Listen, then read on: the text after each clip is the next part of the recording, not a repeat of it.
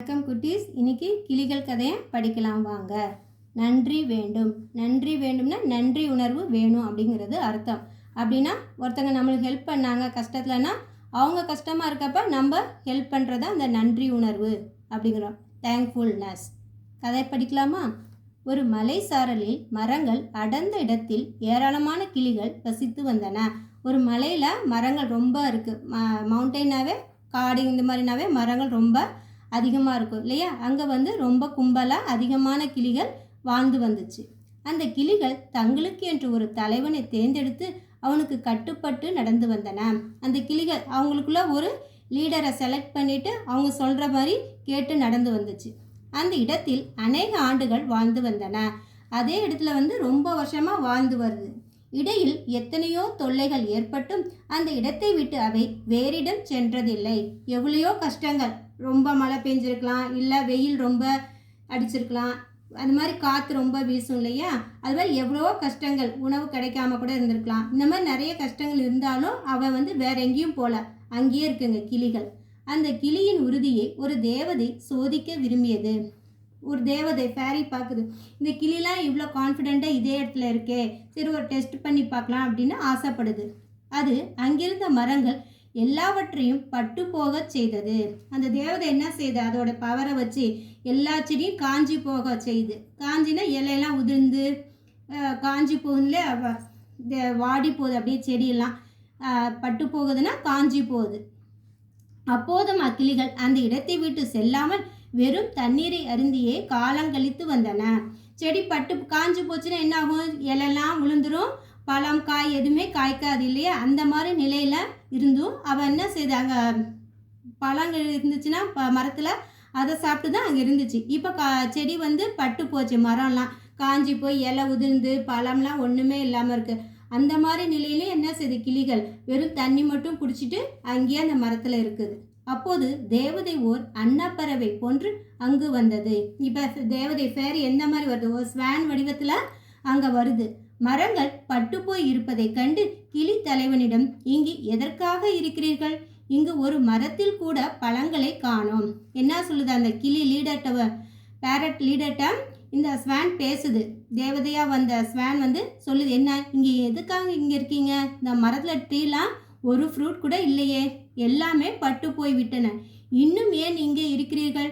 வேறிடம் செல்ல வேண்டியது தானே என்று கேட்டது. இங்கே செடியெல்லாம் காஞ்சி போச்சு, எல்லாம் உதிர்ந்துச்சு, பழம் இல்லை சாப்பிட, அப்பயும் ஏன் இங்கே இருக்கீங்க? வேற எங்கேயாவது போகலான அப்படின்னு அந்த ஸ்வான் கேட்குது. அதை கேட்டு பச்சை கிளி, நீ நன்றி இல்லாமல் பேசுகிறாய். இங்கு மரங்கள் செழிப்போடு இருந்தபோது அவை எங்களுக்கு ஆதரவு அளித்தன. அந்த கிளி லீடர் சொல்லுது, பேரட் லீடர் என்ன சொல்லுது, நீ நன்றி இல்லாமல் பேசுகிற. இங்கே மரம் நல்லா செழிப்பாக இருந்தப்ப பச்சை பசேல் இலை பழம் ஃப்ரூட் இந்த மாதிரி இருக்கிறப்ப அவை எங்களுக்கு சப்போர்ட்டாக இருந்துச்சு. பட்டு போயிற்று என்றதும் வேறிடம் செல்வது நன்றியுள்ள செயலாகுமா?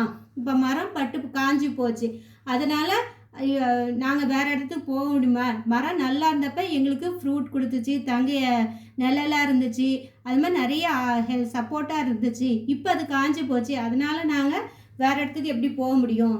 எங்களுக்கு மரணம் ஏற்படுவதாக இருந்தாலும் இந்த இடத்தை விட்டு போக மாட்டோம் என்று உறுதியுடன் கூறினேன். அந்த கிளியெல்லாம் எப்படி சொல்லுது கான்ஃபிடெண்ட்டாக, நாங்கள் செத்து போனாலும் இங்கே தான் இருப்போம் இல்லையா, வேறு இடத்துக்கு போக மாட்டோம் அப்படின்னு உறுதியாக சொல்லுது. தேவதை தன்னுள் மகிழ்ந்து, உன் நன்றி உணர்வை பாராட்டுகிறேன், உனக்கு ஒரு வரம் அளிக்கிறேன். தேவதை ஹாப்பி ஆயிடுச்சு இந்த பதிலை கேட்டு. பரவாயில்ல, அந்த கிளிகள் நன்றியோட இருக்கு, நல்ல கிளிகள் அப்படின்னு சொல்லிட்டு உங்கள் நன்றி உணர்வை பாராட்டுறேன். நான் உங்களுக்கு ஒரு வரம் தரேன், என்ன வேணுமோ கேளுங்க அப்படின்னு சொல்லுது. உனக்கு ஒரு வரம் அளிக்கிறேன், வேண்டியதை கேள் என்றது. பச்சை கிளி, அன்னமே எங்களுக்கு ஒன்றும் வேண்டாம். கிளி பேரட் என்ன சொல்லுது, எங்களுக்கு ஒன்றும் வேண்டாம், பட்டு போன மரங்கள் யாவும் முன்போல துளிர்க்க செய். இந்த காஞ்சி போன மரம் இருக்கு இல்லையா, முந்தி மாதிரி நல்லா செழிப்பாக பச்சை பசேன்னு ஆகிற மாதிரி செய்யுங்க.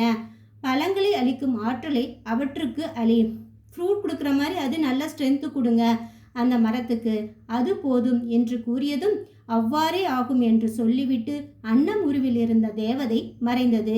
இந்த மாதிரி கிளி கேட்டுச்சு, இந்த மரத்தை பல மாதிரி நல்லா செழிப்பாக பச்சை பசங்க ஆக்குங்க, ஃப்ரூட்லாம் அது கொடுக்குற மாதிரி நல்ல ஸ்ட்ரென்த்து கொடுங்க.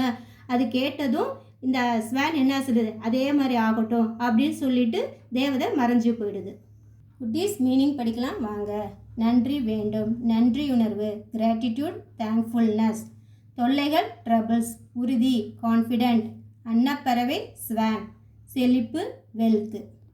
குட்டீஸ் கதை இன்னொரு முறை படிக்கலாம் வாங்க. நன்றி வேண்டும். ஒரு மலைசாரலில் மரங்கள் அடர்ந்த இடத்தில் ஏராளமான கிளிகள் வசித்து வந்தன. அந்த கிளிகள் தங்களுக்கென்று ஒரு தலைவனை தேர்ந்தெடுத்து அவனுக்கு கட்டுப்பட்டு நடந்து வந்தன. அந்த இடத்தில் அநேக ஆண்டுகள் வாழ்ந்து வந்தன. இடையில் எத்தனையோ தொல்லைகள் ஏற்பட்டும் அந்த இடத்தை விட்டு அவை வேறிடம் சென்றதில்லை. அந்த கிளிகளின் உறுதியை ஒரு தேவதை சோதிக்க விரும்பியது. அது அங்கிருந்த மரங்கள் எல்லாவற்றையும் பட்டுப்போக செய்தது. அப்பொழுதும் அக்கிளிகள் அந்த இடத்தை விட்டு செல்லாமல் வெறும் தண்ணீரை அருந்தியே காலங்கழித்து வந்தன. அப்போது தேவதை ஓர் அன்னப்பறவை போன்று அங்கு வந்தது. மரங்கள் பட்டுப்போய் இருப்பதைக் கண்டு கிளி தலைவனிடம், இங்கு எதற்காக இருக்கிறீர்கள்? இங்கு ஒரு மரத்தில் கூட பழங்களை காணோம். எல்லாமே பட்டுப்போய் விட்டன. இன்னும் ஏன் இங்கு இருக்கிறீர்கள்? வேறிடம் செல்ல வேண்டியதுதானே என்று கேட்டது. அதை கேட்டு பச்சை கிளி, நீ நன்றி இல்லாமல் பேசுகிறாய். இங்கு மரங்கள் செழிப்போடு இருந்தபோது அவை எங்களுக்கு ஆதரவு அளித்தன.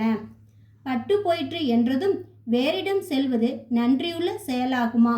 எங்களுக்கு மரணம் ஏற்படுவதாக இருந்தாலும் இந்த இடத்தை விட்டு போக மாட்டோம் என்று உறுதியுடன் கூறின. தேவதை தன்னுள் மகிழ்ந்து, உன் நன்றி உணர்வை பாராட்டுகிறேன். உனக்கு ஒரு வரம் அளிக்கிறேன். வேண்டியதை கேள் என்றது. பச்சை கிளி, அன்னமே, எங்களுக்கு ஒன்றும் வேண்டாம். பட்டுப்போன மரங்கள் யாவும் முன்போல துளிர்க்க செய். பழங்களை அளிக்கும் ஆற்றலை அவற்றுக்கு அளி.